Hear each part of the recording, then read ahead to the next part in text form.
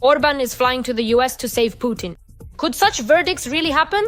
Hungarian Prime Minister Viktor Orban hinted at Budapest's readiness to become the stage for a historic event, a possible peace summit between Russia and the US. Wait a minute, where's Lavrov? Could it be that Putin has gotten rid of his loyal servant? And after the cancellation of the meeting between Putin and Trump, the head of the Russian Foreign Ministry, it seems, has fallen out of favor. No one expected such hospitality. Lukashenko is waiting for Ukrainians. We are open, please come through, Ukrainians. We will gladly welcome you. Aliyev is betraying Putin. The Azerbaijani army is adopting NATO standards. For NATO, this is an opportunity to strengthen the southern flank and balance the influence of Russia and Iran in the region. NATO's secret data in Moscow. Germany is leaking information. Members of the Alternative for Germany party are suspected of passing secret information about the country's critical military infrastructure to Moscow. It turns out that only now will the US take action on Ukraine. A model of what will happen in Ukraine and Russia once we resolve this. And we will resolve it. And I think this is probably the next most important conflict that needs to be settled. Putin calls for raising athletic children. In Russia, this is already part of military preparation ahead of future mobilization. What additional measures need to be taken so that every child can participate in sports? To learn to value physical culture. Every voice matters. Join our community, support independent journalism and help us bring you the truth from Ukraine. Become a member of Ukraine today. Join us now. And friends, let me add that Russia and the US are currently exchanging nuclear threats, and practical actions are leading to this escalation. It's interesting to wonder how the nuclear arms race will end. The US is deploying missiles in Europe that can reach Moscow in a matter of minutes, while Russia is testing ever newer nuclear weapons. How this stage of escalation will end, and whether it will turn into a real nuclear war, we will discuss with you after the segment. But for now, let's watch our report on this topic. Let's go. The doomsday clock is ticking closer. As soon as Putin refused to accept Trump's terms for ending the war in Ukraine, Russia and the US started brandishing their nuclear clubs. The White House and the Kremlin have started considering conducting nuclear tests. All this nuclear hysteria is directly connected to the Trump administration's efforts to end the war in Ukraine. The Russian Federation is currently attempting to use the topic of potential and possible nuclear tests as the so-called last argument of kings in order to further its own strategic plans and objectives to bring about an end to the ongoing war. In this context, during a meeting between Putin and the Russian Security Council, Defense Minister Andrei Belousov suggested to the dictator to prepare for full-scale nuclear tests, calling it a response to the actions of the United States. At the end of this year, the adoption of the new Dark Eagle medium-range missile system is planned. With hypersonic missiles that have a range of 5,500 kilometers. And in the future, the deployment of this system is planned in Europe and the Asia-Pacific region. The flight time of such a missile from Germany, where this missile system is planned to be stationed to targets in central Russia, will be about 6 to 7 minutes. In reality, it was Putin and his servants who first set the wheels of nuclear escalation in motion. The creation of the Burevestnik made it possible to conduct tests of the Poseidon. There is simply no equal to this weapon. The president personally oversaw the implementation of this project from start to finish.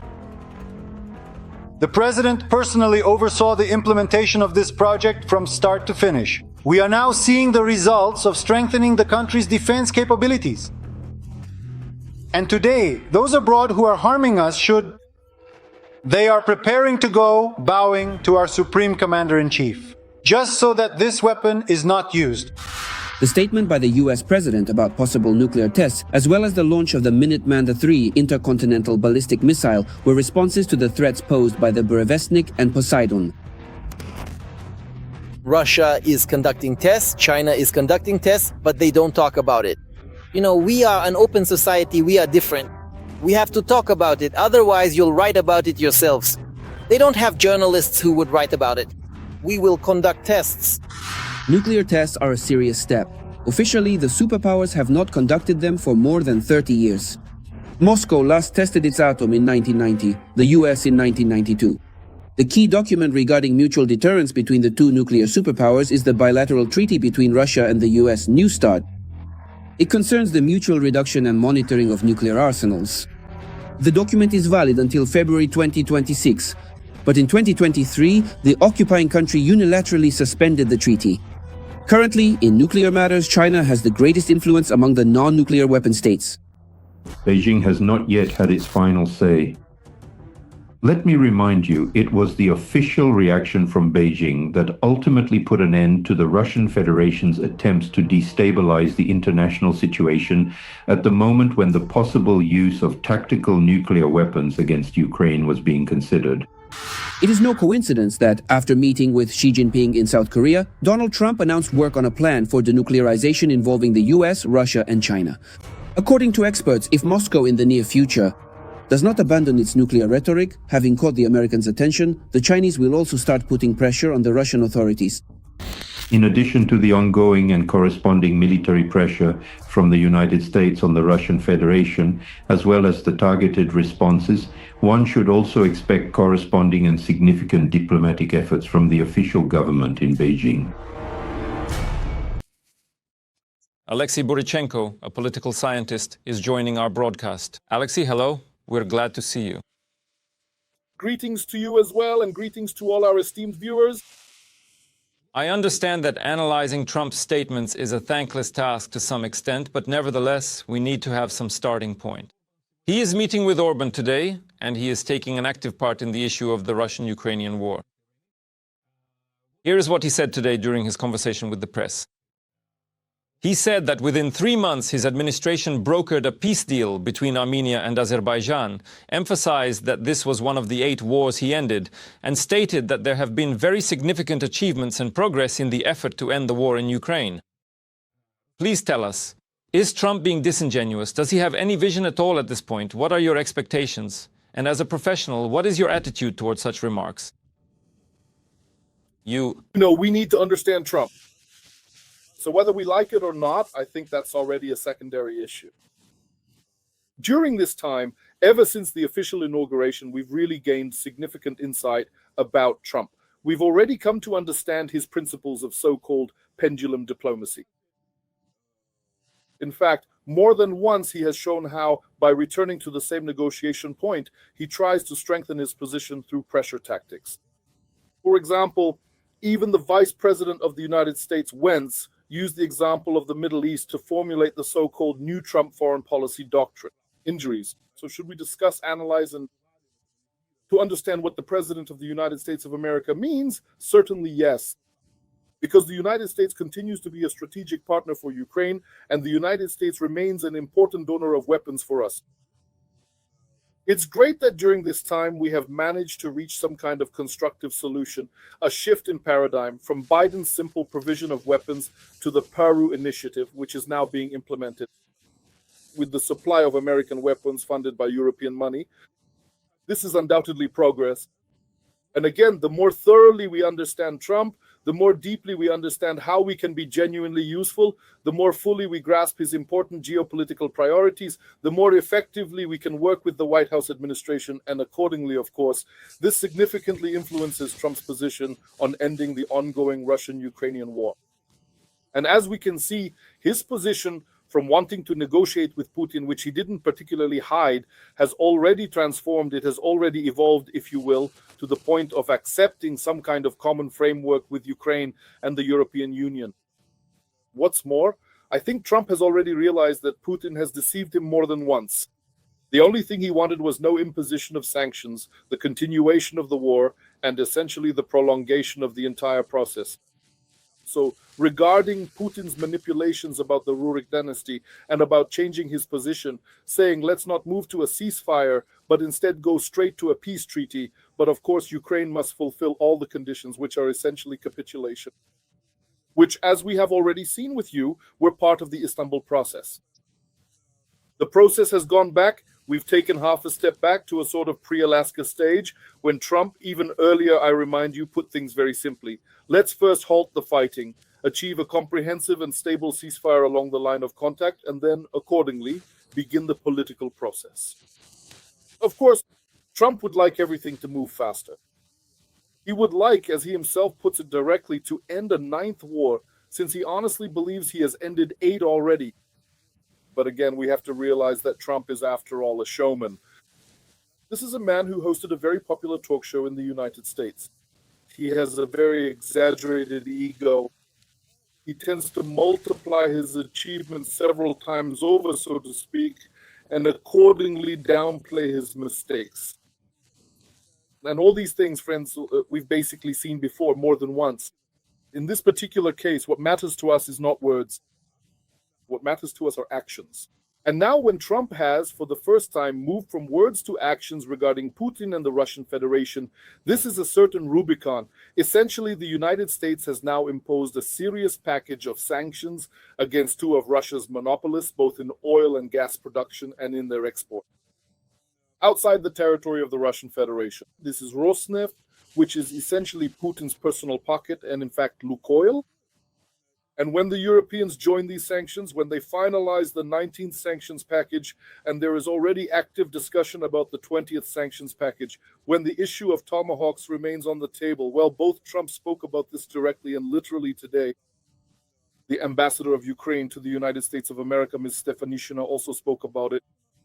We understand perfectly well that this is, let's say, a certain diplomatic siege or encirclement of Moscow, which is currently being carried out in a deliberate and systematic manner by the United States of America on all possible fronts. And here is the latest, most interesting detail in this confrontation, and essentially in the effort to force the Russian Federation and Putin to accept Trump's ultimatum, the recent negotiations with Xi Jinping, the leader of China, at the Asia-Pacific Economic Cooperation Summit in South Korea.